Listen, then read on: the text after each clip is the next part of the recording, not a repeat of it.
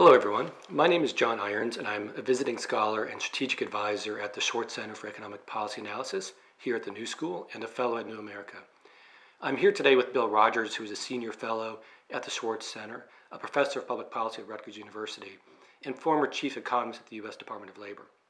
This morning, the Center's research team is looking at the U.S. employment report for May, which just came out a couple hours ago. But first we want to recognize and honor the movement for justice taking place on our streets and the New School's Day of Reflection and Mourning today for George Floyd, Breonna Taylor, Ahmaud Arbery, and the countless lives lost to racial brutality. We participate today as economists by reflecting on how the pandemic and protests are making clear the systemic issues creating injustice in our economy.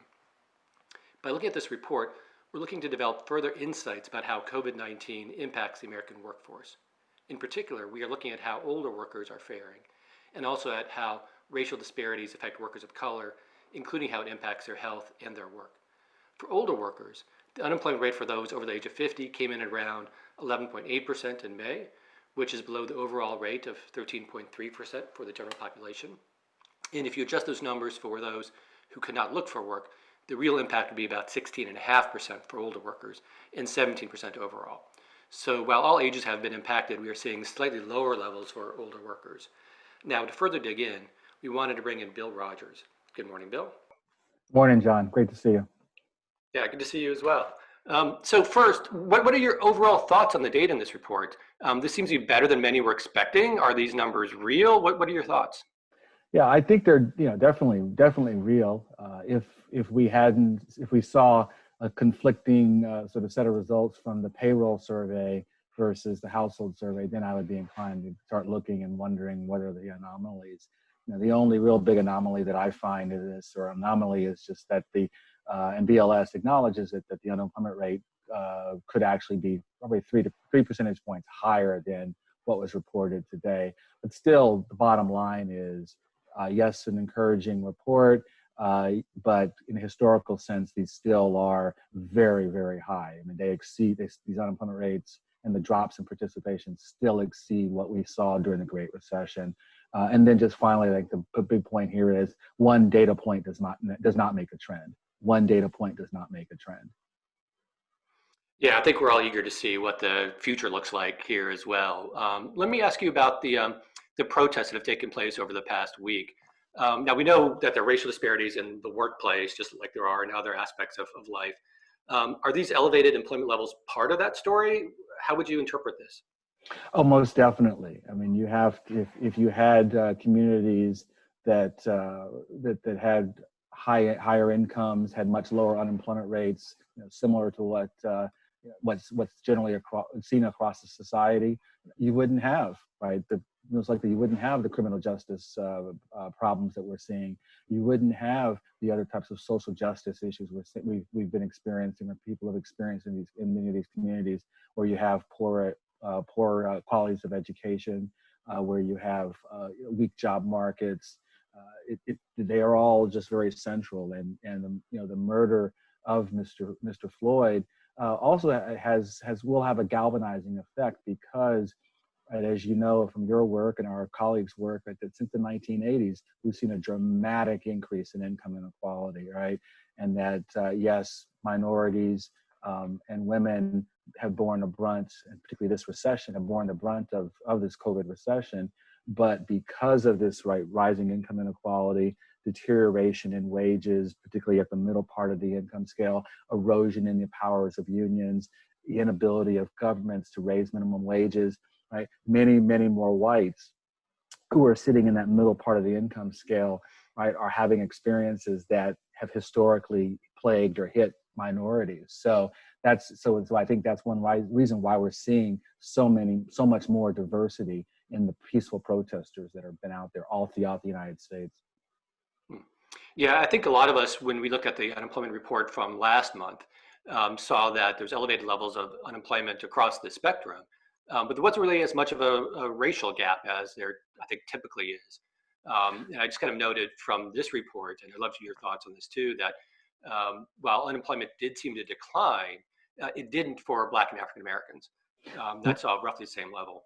Yeah, and what that could be telling us is the typical rules that we have seen in economic downturns and recoveries, right? That when there's a downturn, African Americans are the first to be fired, and then in recoveries, they're the last to be rehired. So again, one data point doesn't make a trend, but that's my knee-jerk reaction based upon my studying previous cycles.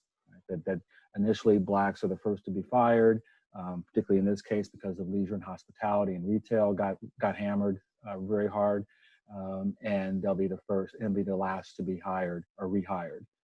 So hopefully that doesn't happen, and I don't really need to have hope there. I think that we need to continue to apply pressure on the administration, on Congress, particularly the majority leader, to not view this report as something we can say, we don't need to provide any more assistance to families, and to workers.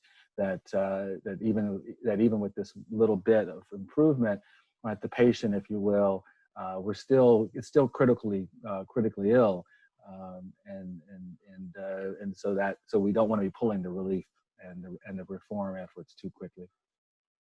Yeah, let me dive into that because I know you've done some research on COVID and reopening, and what the headwinds might be to the economy in terms of opening up and getting back to full strength. Tell me a little bit about the research you've done recently about COVID and Mm-hmm. how that's connected with the economy.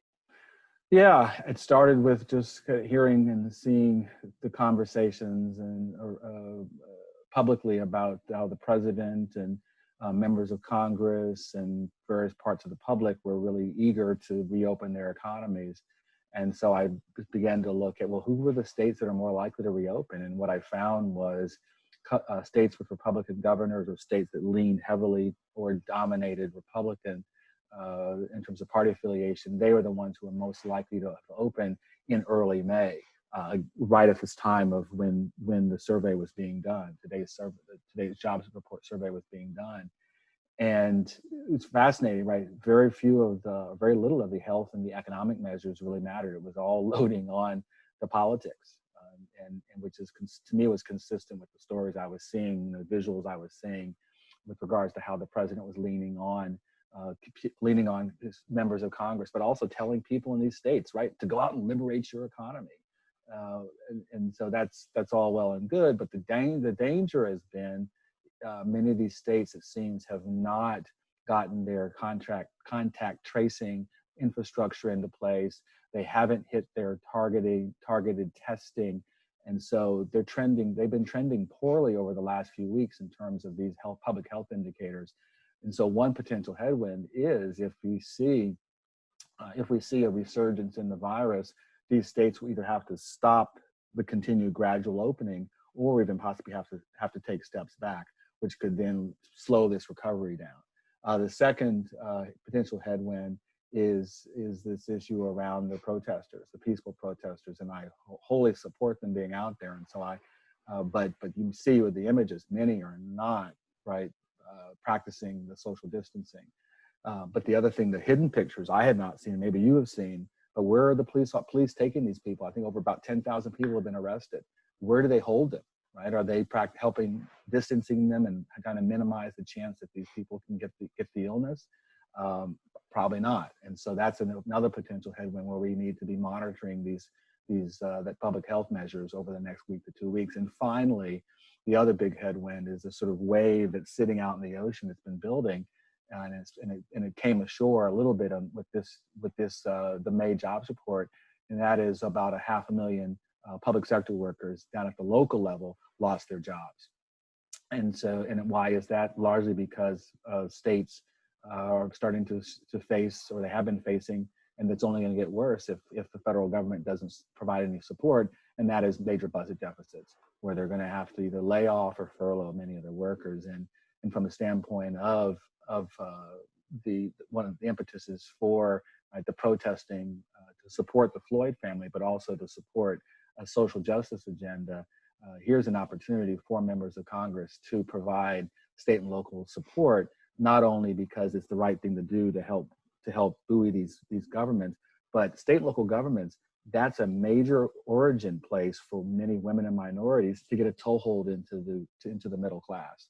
So if they want to really talk about social justice and having an inclusive recovery, here's an opportunity to do so.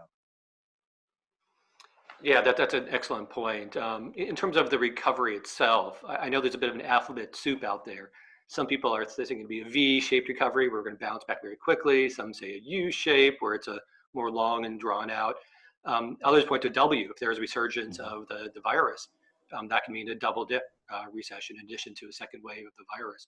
Where do you stand? It sounds like maybe you're more the U-shaped person, but love to hear. I'm actually the Nike swoosh guy, where where the tail of the swoosh really is going to depend on these three items I just mentioned to you: state and local support, a resurgence in the or our ability to minimize the resurgence in the virus, whether it be providing health support for protesters and or providing making sure that we have the contact tracing and other in the PPE types of resources in these states that are trending poorly right now.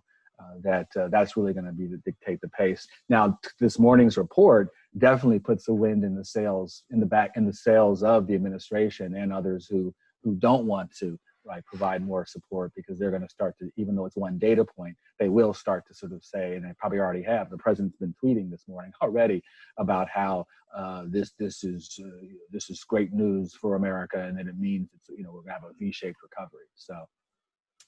So the debate's on. Yeah, I think that's exactly right. So Bill, thank you very much for joining us today. You can find more on Bill's most recent research at economicpolicyresearch.org. And thank you all for joining us today. Stay safe.